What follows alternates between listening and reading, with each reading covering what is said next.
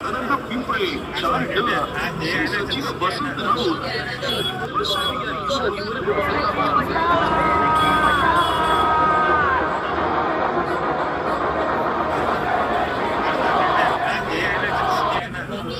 वसई-विरार शहर महानगरपालिका निवडणुकीमध्ये विरार पूर्वेचा प्रभाग क्रमांक 4 हा सर्वांचंच लक्ष वेधणारा प्रभाग ठरलेला आहे। कारण या ठिकाणी मोठ्या दिग्गजांची प्रतिष्ठा पणाला लागलेली आहे। बहुजन विकास आघाडीचे माजी नगरसेवक आणि स्थायी समिती सभापती देखील या निवडणुकीच्या रिंगणात आहेत। तर भारतीय जनता पार्टी महायुतीकडून देखील या ठिकाणी मोठे दिग्गज उमेदवार देण्यात आलेले आहेत। परंतु या ठिकाणी शिवसेना उभाटाने गटाने देखील निवडणूक लढवत आहेत। आपल्यासोबत यावेळेस प्रभाग क्रमांक 4 चे सचिन राऊत उमेदवार जे आहेत ते आपल्यासोबत आहेत। सर नमस्कार। सर काय सांगणार, कशा पद्धतीने आपल्या निवडणुकीचा प्रचार सुरू आहे? निवडणुकीचा रस्ता बहुजन विकास आघाडी ही गेली 35 वर्षे काम करते आणि भारतीय जनता पार्टी ही गेले 6 वर्ष इथे आहेत। पण या दोन्ही लोकांनी कुठलाही विकास केला नाही आहे। विकासा मुद्द्यावर आम्ही ही निवडणूक लढवतोय। विकास जो यांनी केला आहे तो पुढे दिसत नाही आहे। आता जनता ही आम्हाला विकासासाठी परिवर्तनाची साथ देत आहे। काय सांगाल, आपल्या समोर मोठी दिग्गजांची प्रतिष्ठा पणाला लागली आहे, या निवडणुकीमध्ये काय आव्हान वाटते?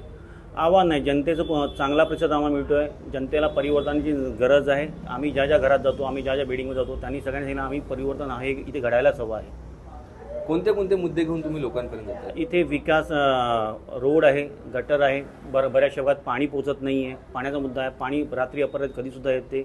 मोस्ट ऑफ द महापालिका शाळा नाही आहेत, महापालिका हॉस्पिटल आहे ते एका कोपऱ्यावरती तीन वरती आहेत। आम्हाला इथे शाळा हव्यात, बस सेवा या प्रभागात बस सेवासुद्धा नाही आहे, जी प्रौढांना लहान गरज असते त्याचं काहीच मिळत नाही। आम्ही या विकासामुळे लढत आहोत। सर आपला जर प्रभाग जर बघितला तर हा पूर्ण दाटीवाटीचा आणि स्लम एरियाचा परिसर आहे। या ठिकाणी मोठ्या प्रमाणामध्ये चाळीचा आणि लोकसंख्या मोठ्या संख्येने आहे, त्यामुळे या प्रभागाचा विकास कशा पद्धतीने करणार आहात? इथे आम्ही क्लस्टर डेव्हलपमेंटसाठी आम्ही मागणी करत आहोत। आम्ही जर आलो, आम्ही जनता म्हणून निवडून येऊ, आम्ही तिथे पहिले क्लस्टर डेव्हलपमेंट आणणार। इथे पाण्याच्या गटाराच्या रस्त्याच्या भरपूर आहेत। आमचे देवात गणपती आणि नवरात्र या खड्ड्यामध्ये गेलेले आहेत। कोणी इथे विकास करत नाही आहे, फक्त येऊन जुमले म्हणतात आणि निघून जातात।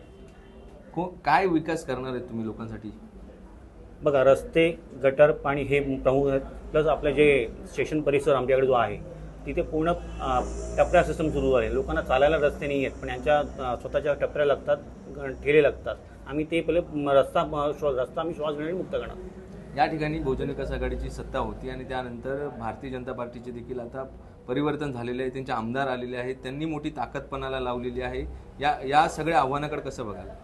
त्यांची ताकद असून आहे ना, लोकांना आज परिवर्तन हवं आहे ना। आज दोघांनीही काम केले नाही आहेत ना, बहुजन विकास आघाडी ना आमदारांनी फक्त जुमलेगिरी केलेली आहे। फक्त प्रचार नारळ फोडून आणि पुढे यांचं काही होत नाही आहे। त्यांनी आल्या सांगितलं होतं की हा नारंगीचा ब्रिज होणार होता, आज 6 वर्ष आले ते येऊन का होत नाही ब्रिज, याची उत्तर त्यांनी जनतेला द्यावी ना। सर्वसामान्य नागरिकांना आपलं काय आव्हान असेल आणि कशा पद्धतीने आपण या निवडणुकीला सामोरे जाल? सर्वसामान्य नागरिक मला एकच सांगायचं आहे की त्यांनी यावेळेला परिवर्तन घडवा। तुमच्या ज्या ज्या समस्या आहेत, आम्ही सगळे इथे स्थानिक उमेदवार आहोत, कोणी बाहेरचा नाही आहे। बहुजन आणि भाजपाले सगळ्यांनी बाहेरचे उमेदवार आणलेले आहेत, पण आम्ही स्थानिकच आम्ही तुमच्या घरासाठी 24 तास 365 दिवस उभे राहू। आता कशा पद्धतीने आपला प्रचार सुरू आहे या ठिकाणी? आता आमचा प्रचार घरोघरी, डोअर टू डोअर, चाळीमध्ये असो किंवा पाड्यामध्ये किंवा वस्ती असो, आम्ही घराघरात जाऊन प्रचार करत आहोत। राज्याचे मुख्यमंत्री देवेंद्र फडणवीस यांची देखील सभा आता 9 तारखेला नालासोपाऱ्यात पार पडणार आहे। या सभेचा कुठे फटका बसेल आपल्याला? मला नाही वाटत। ते येणार, जुमले दाखवणार, आश्वासन देणार आणि निघून जाणार। हे लोकांनी बघितलेलं आहे, खासदारकी जवळ आमदारकीचं बघितलं आहे, त्याचा फरक आम्हाला कुठलाही पडत नाही। कशा पद्धतीने यापुढे आपण कार्यरत असाल? मी आता आमचं तर डोअर टू डोअर सुरू आहे आणि मी घराघरात पोचतो, लोकांचा चांगला प्रतिसाद त्यांनी ते स्वतः म्हणतात सर आम्हाला परिवर्तन हवं आहे आणि आम्ही 100% जिंकून येऊ। या प्रभागामधून आपण कोणते कोणते उमेदवार दिलेले आहेत?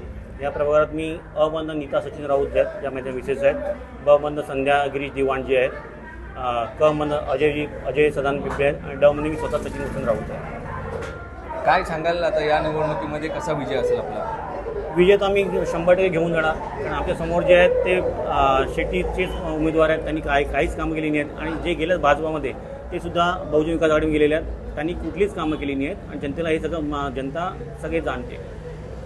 निश्चितच आपण जर बघितलं असेल तर यांचा निश्चित विजय होणार असा विश्वास देखील यावेळेस उमेदवार सचिन राऊत यांनी व्यक्त केलेला आहे। संदीप गायकवाड, APS मराठी, विरार।